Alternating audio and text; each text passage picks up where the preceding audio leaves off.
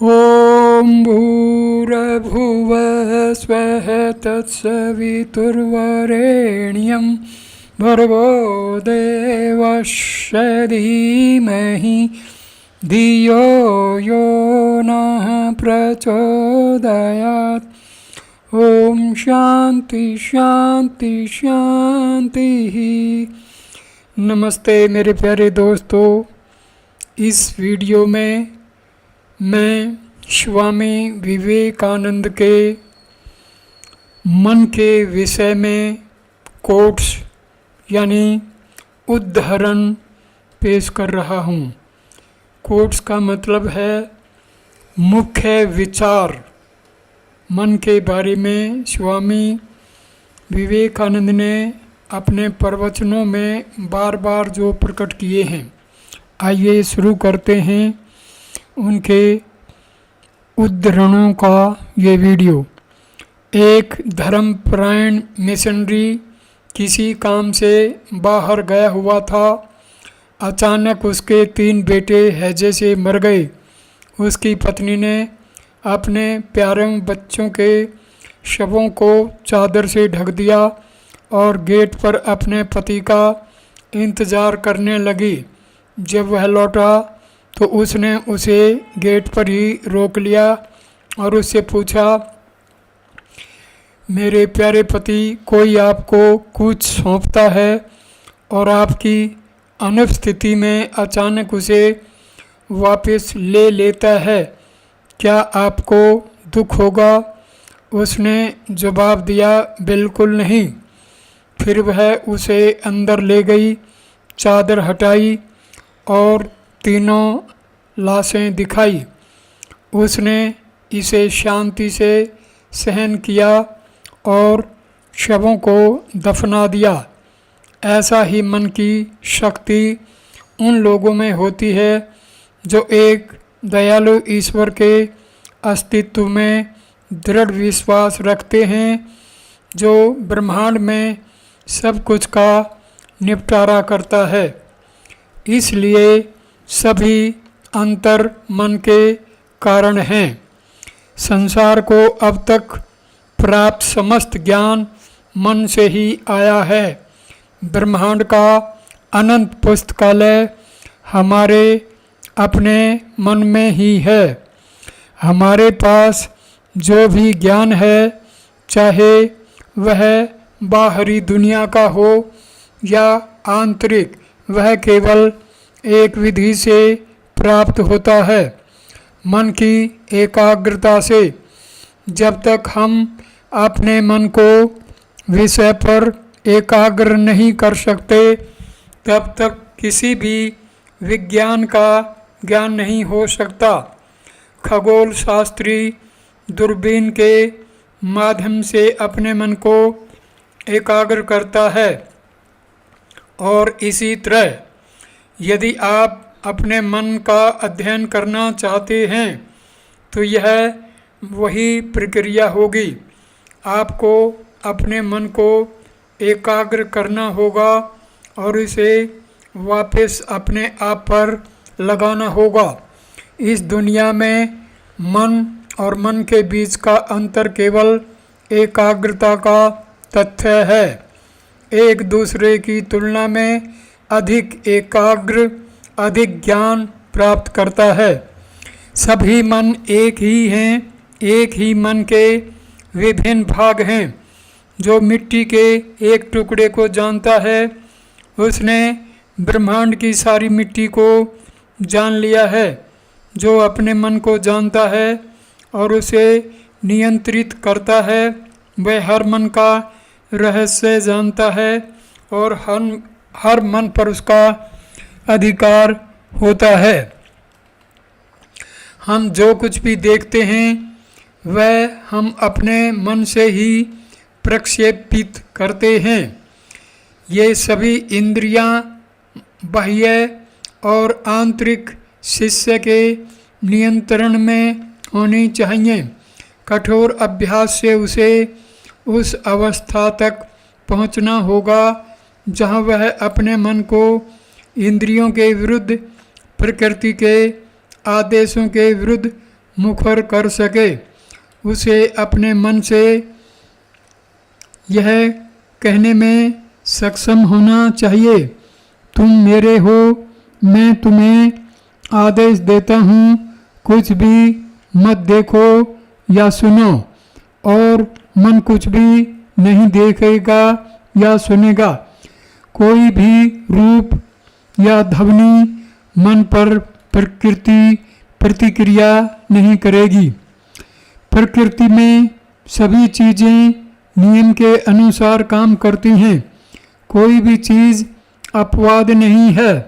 मन के साथ साथ बाहरी प्रकृति में सब कुछ नियम द्वारा शासित और नियंत्रित होता है। अपने मन को हमेशा प्रसन्न रखें। यदि उदासी भरे विचार आएं तो उन्हें बाहर निकाल दें।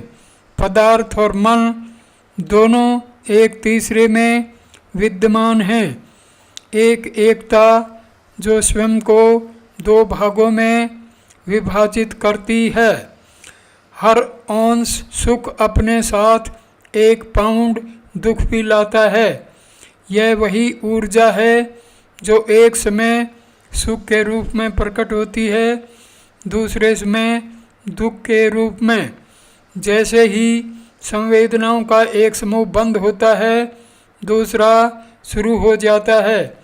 लेकिन कुछ मामलों में अधिक उन्नत व्यक्तियों में एक ही समय में 2, हाँ यहाँ तक कि 100 अलग अलग विचार सक्रिय रूप से काम कर सकते हैं। अत्यधिक हंसी मजाक उतनी ही आपत्तिजनक है जितनी कि अत्यधिक दुखद गंभीरता। और सभी धार्मिक अनुभूतियाँ तभी संभव हैं जब मन सामंजस्यपूर्ण संतुलन की उल्लास से बचना चाहिए। अत्यधिक उल्लास से बचना चाहिए।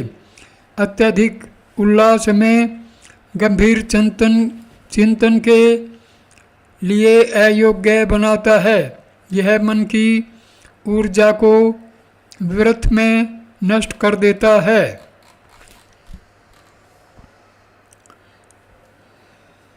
मन पर काबू पाओ। मन एक झील की तरह है और इसमें गिरने वाला हर पत्थर लहरें उठाता है। ये लहरें हमें यह देखने नहीं देती कि हम क्या हैं। पृथ्वी या स्वर्ग में भोग की सभी इच्छाएं त्याग दो। इंद्रियों और मन को नियंत्रित करो। हर दुख को सहो, यह जाने बिना कि तुम दुखी हो। आध्यात्मिक स्वतंत्रता के अलावा किसी और चीज़ के बारे में मत सोचो। इस विचार पर दृढ़ रहो कि मैं मन नहीं हूँ। मैं देखता हूँ कि मैं सोच रहा हूँ। मैं अपने मन को कार्य करते हुए देख रहा हूँ और प्रत्येक दिन विचारों और भावनाओं के साथ आपकी पहचान कम होती जाएगी, जब तक कि अंततः आप स्वयं को मन से पूरी तरह से अलग नहीं कर सकते और वास्तव में यह नहीं जान सकते कि यह स्वयं से अलग है। जैसे ही मैं ध्यान करने बैठता हूँ, दुनिया के सभी सबसे बुरे विषय मेरे सामने आ जाते हैं। यह सब घिनौना है। मन को ऐसे विचार क्यों सोचने चाहिए जो मैं नहीं चाहता कि वह सोचे। मैं मानो मन का गुलाम हूँ। अगर मैं मिट्टी के एक ढेले को जानता हूँ तो मैं मिट्टी के पूरे ढेर को जानता हूँ। पूरे ब्रह्मांड एक ही योजना पर बना है। व्यक्ति सिर्फ एक हिस्सा है, मिट्टी के ढेले की तरह। अगर हम मानव आत्मा को जानते हैं जो एक परमाणु है, इसकी शुरुआत और सामान्य इतिहास तो हम पूरी प्रकृति को जानते हैं। जन्म, वृद्धि, विकास, अक्षय, मृत्यु, यह पूरी प्रकृति में एक ही कर्म है और पौधे और मनुष्य में भी यही है। अंतर सिर्फ समय का है। पूरा चक्र एक मामले में एक दिन में पूरा हो सकता है, दूसरे में 30 साल और 10 मिनट में। दोनों के तरीके एक जैसे हैं। ब्रह्मांड के एक निश्चित विश्लेषण तक पहुंचने का एकमात्र तरीका हमारे अपने मन का विश्लेषण है। यदि मन में तीव्र इच्छा हो तो सब कुछ संभव हो सकता है। पहाड़ों को भी टुकड़ों में तोड़ा जा सकता है। अगर मन पर काबू नहीं है तो गुफा में रहने का कोई फ़ायदा नहीं, क्योंकि वही मन वहाँ सारी गड़बड़ियाँ लेकर आएगा। हमें गुफा में 20 शैतान मिलेंगे, क्योंकि सभी शैतान मन में हैं।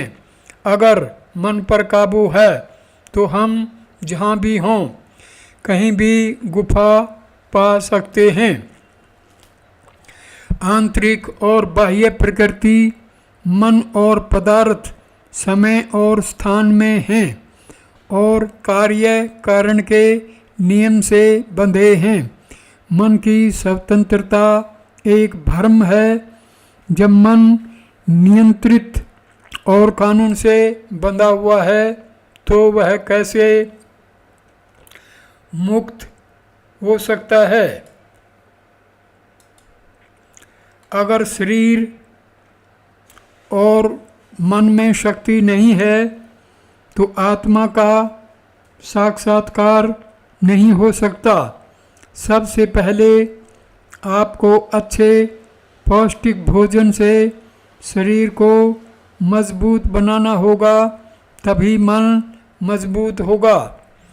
यह हमारा अपना मानसिक दृष्टिकोण है जो दुनिया को हमारे लिए वैसा बनाता है जैसा वह है।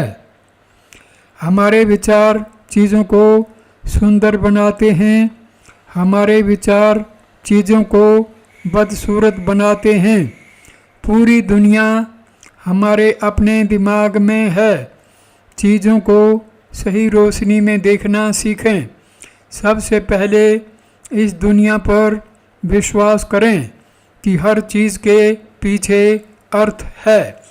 दुनिया में सब कुछ अच्छा है, पवित्र है और सुंदर है।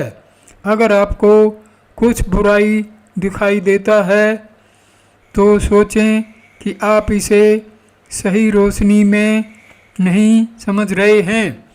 थोड़ा अपने ऊपर डाल दें। यह प्रसन्नचित्त मन ही है जो दृढ़ रहता है। यह मजबूत मन ही है जो हजारों कठिनाइयों के बीच से अपना रास्ता बनाता है। और यह सबसे कठिन कार्य है, माया के जाल से बाहर निकलने का रास्ता। यह काम केवल विशाल इच्छा शक्ति के लिए आरक्षित है। इसे अपने मन में दिन रात एक गीत की तरह गूंजने दो और मृत्यु के समय घोषणा करो कि मैं ही वह हूँ। यही सत्य है। संसार की असीम शक्ति तुम्हारी है। मन को प्रसन्नचित्त लेकिन शांत रखें। इसे कभी भी अति न होने दें, क्योंकि हर अति के बाद प्रतिक्रिया होगी। ध्यान का मतलब है कि मन को वापस अपने पर केंद्रित कर लेना। मन सभी विचार तरंगों को रोक देता है और दुनिया रुक जाती है। आपकी चेतना का विस्तार होता है। हर बार जब आप ध्यान करेंगे तो आप अपना विकास करते रहेंगे। मानसिक सुख शारीरिक सुख से कहीं बेहतर है। मानसिक पीड़ा शारीरिक यातनाओं से कहीं ज़्यादा पीड़ादायक होती है। मन और पदार्थ एक दूसरे को समझा नहीं सकते। मन अपनी प्रकृति की क्रिया है। मन क्रिया का अर्थ है सर्जन। विचार के बाद शब्द आता है और शब्द के बाद रूप। मन द्वारा आत्मा को प्रतिबिंबित करने से पहले मानसिक और शारीरिक दोनों तरह से इस सर्जन को रोकना होगा। मन पदार्थ में बदल जाता है, पदार्थ मन में बदल जाता है। मन आत्मा द्वारा पहचाना जाता है, लेकिन यह स्वयं प्रकाशित नहीं है। आत्मा किसी भी चीज़ का कारण नहीं हो सकती। यह कैसे हो सकता है? पुरुष प्रकृति से कैसे जुड़ सकता है? ऐसा नहीं होता। ऐसा करना केवल भ्रमवश सोचा जाता है। मन भौतिक है। मन निरंतर बदलती चेतना या विचार की धारा का नाम है। मन बहुत सूक्ष्म पदार्थ है। यह प्राण को प्रकट करने का साधन है। कोई भी ज्ञान बाहर से नहीं आता, यह सब अंदर है। हम जो कहते हैं कि एक आदमी जानता है, सख्त मनोवैज्ञानिक भाषा में वह होना चाहिए जो वह खोजता है या उजागर करता है। एक आदमी जो सीखता है वह वास्तव में वह है जो वह अपनी आत्मा से पर्दा हटाकर खोजता है, जो अनंत ज्ञान की खान है। हम कहते हैं कि न्यूटन ने गुरुत्वाकर्षण की खोज की। क्या यह कहीं कोने में बैठा उसका इंतज़ार कर रहा था? यह उसके अपने दिमाग में था। समय आया और उसने इसे खोज लिया। दुनिया को अब तक जो भी ज्ञान मिला है वह दिमाग से आता है। ब्रह्मांड की अनंत लाइब्रेरी आपके अपने दिमाग में है। बाहरी दुनिया केवल सुझाव है, अवसर है जो आपको अपने मन का अध्ययन करने के लिए प्रेरित करता है। लेकिन आपके अध्ययन का विषय हमेशा आपका अपना दिमाग होता है। एक सेब के गिरने से न्यूटन को सुझाव मिला और उसने अपने दिमाग का अध्ययन किया। उसने अपने दिमाग में विचार की सभी पिछली कड़ियों को फिर से व्यवस्थित किया और उनमें से एक नई कड़ी खोजी जिसे हम गुरुत्वाकर्षण का नियम कहते हैं। यह सेब में नहीं था और न ही पृथ्वी के केंद्र में किसी चीज़ में। किसी भी दो व्यक्तियों को मन या शरीर एक जैसा नहीं होता।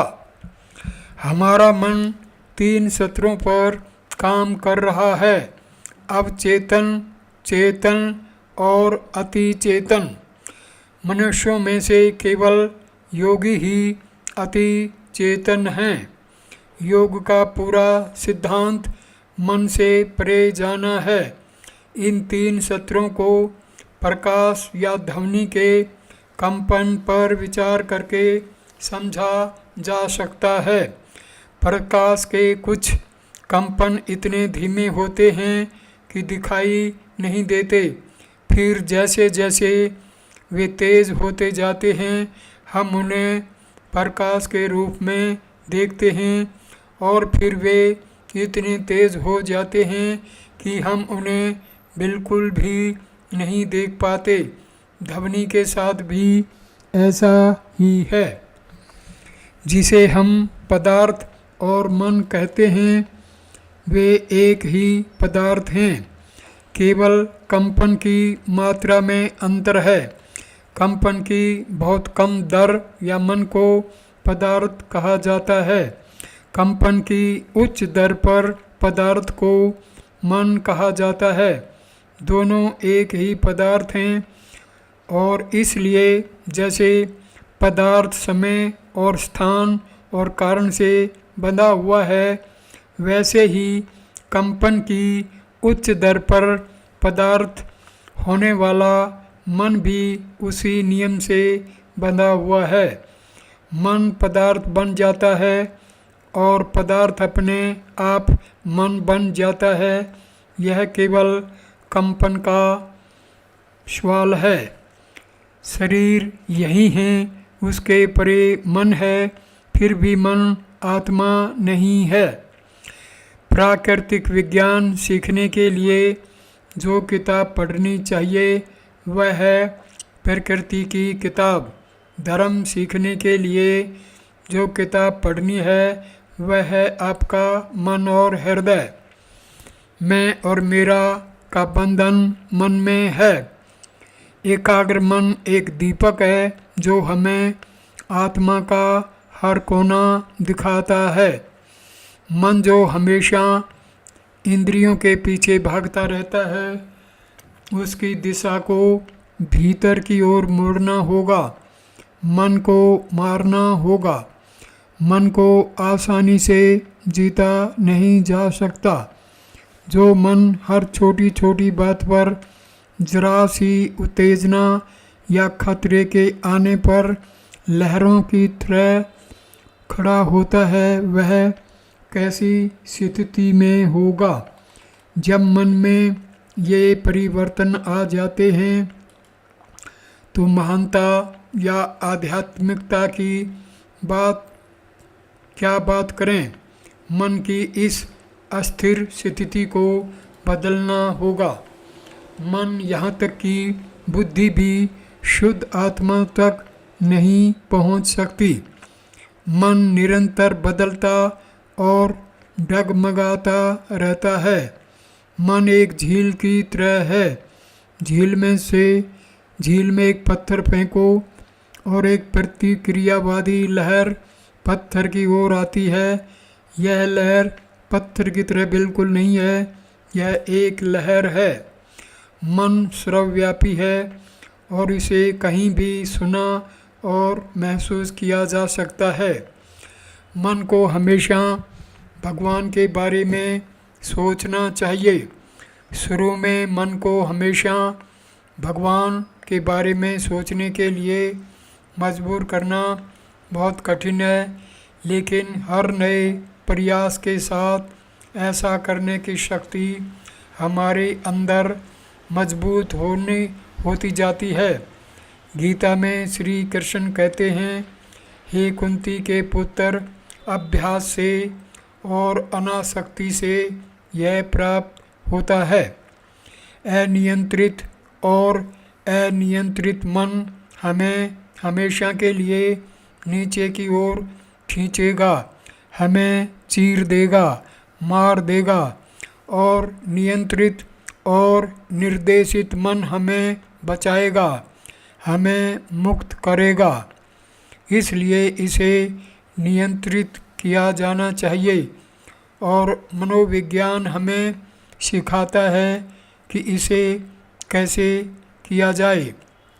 सिद्ध मन को एक साथ सभी अंगों से जोड़ा जा सकता है। मन की शक्तियाँ बिखरी हुई प्रकाश किरणों के समान हैं। जब वे एकाग्र होती हैं तो प्रकाशित होती हैं। मन जितना शुद्ध होगा उसे नियंत्रित करना उतना ही आसान होगा। यदि आप इसे नियंत्रित करना चाहते हैं तो मन की शुद्धता पर जोर देना चाहिए। केवल मानसिक शक्तियों के बारे में लालच से मत सोचो, उन्हें जाने दो।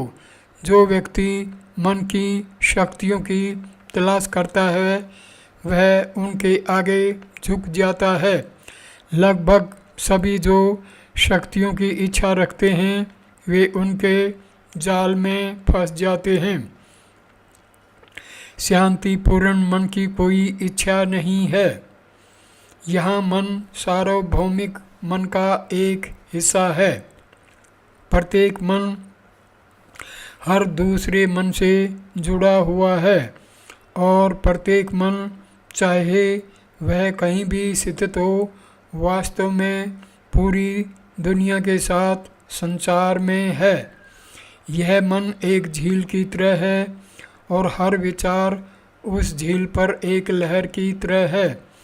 जिस तरह झील में लहरें उठती हैं और फिर नीचे गिरती हैं और गायब हो जाती हैं, उसी तरह ये विचार तरंगें मन पदार्थ में लगातार उठती रहती हैं और फिर गायब हो जाती हैं, लेकिन वे हमेशा के लिए गायब नहीं होती। मन सदैव ईश्वर की ओर जाना चाहिए। समय, स्थान और कारण तीन ऐसी स्थितियां हैं जिनके माध्यम से मन अनुभव करता है। समय विचारों के संचरण के लिए स्थित है और स्थान स्थूल पदार्थ के कंपन के लिए। कारण वह कम है जिसमें कंपन आते हैं। कारण वह कर्म है जिसमें कंपन आते हैं। मन केवल इनके माध्यम से ही ज्ञान प्राप्त कर सकता है। इसलिए मन से परे जो कुछ भी हैं वह समय, स्थान और कारण से परे होना चाहिए। जब मन कार्यहीन हो जाता है तो वह ब्रह्म चेतना को प्रतिबिंबित करता है। जब भी आप किसी विचार को दबाते हैं तो वह बस एक कुंडली की तरह, एक स्प्रिंग की तरह दृष्टि से ओझल हो जाता है और एक क्षण में ही दमन से उत्पन्न समस्त संचित शक्ति के साथ पुनः बाहर आ जाता है और कुछ ही क्षणों में वह कर डालता है जो वह बहुत लंबे समय में कर सकता था। क्यों और क्यों केवल मन में हैं। आप कानून से बंधे नहीं हैं, यह आपकी प्रकृति में है। मन प्रकृति में है और कानूनों से बंधा हुआ है। सारी प्रकृति कानून से बंधी है, अपने स्वयं के कार्य के कानून से, और इस कानून को कभी नहीं तोड़ा जा सकता। यदि आप प्रकृति के किसी कानून को तोड़ सकते हैं तो सारी प्रकृति एक पल में समाप्त हो जाएगी, प्रकृति नहीं रहेगी। जो व्यक्ति स्वतंत्रता प्राप्त करता है वह प्रकृति के कानून को तोड़ता है और उसके लिए प्रकृति फीकी पड़ जाती है और उसके ऊपर उसका कोई अधिकार नहीं रह जाता। प्रत्येक व्यक्ति कानून को केवल एक बार और हमेशा के लिए तोड़ेगा और इसमें प्रकृति के साथ उसकी परेशानी समाप्त हो जाएगी। मन की स्वतंत्रता।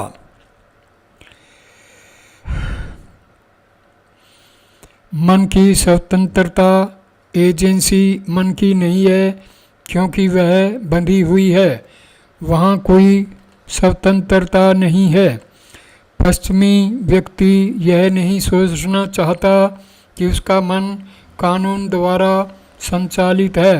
भारत में से सबसे प्राचीन भारतीय दर्शन प्रणाली द्वारा प्रतिपादित होते ही स्वीकार कर लिया गया था।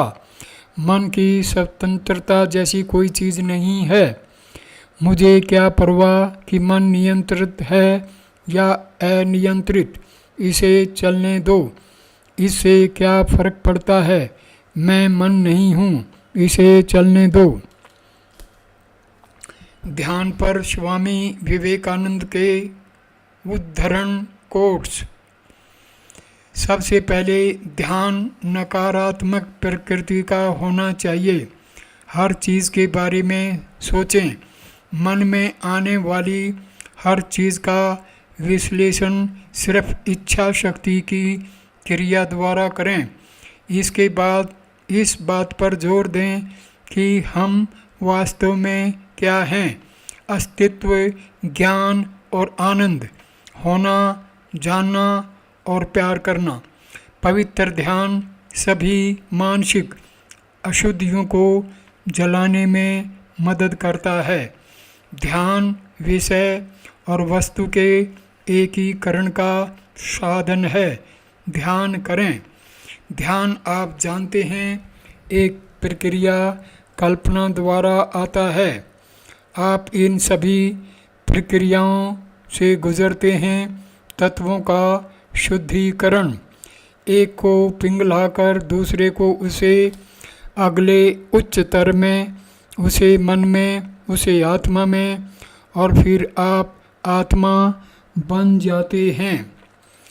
ध्यान की शक्ति से हमें सब कुछ मिलता है।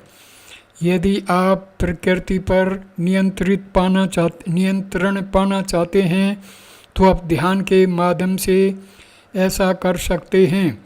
ध्यान की शक्ति के माध्यम से ही आज सभी वैज्ञानिक तथ्यों की खोज की जाती है।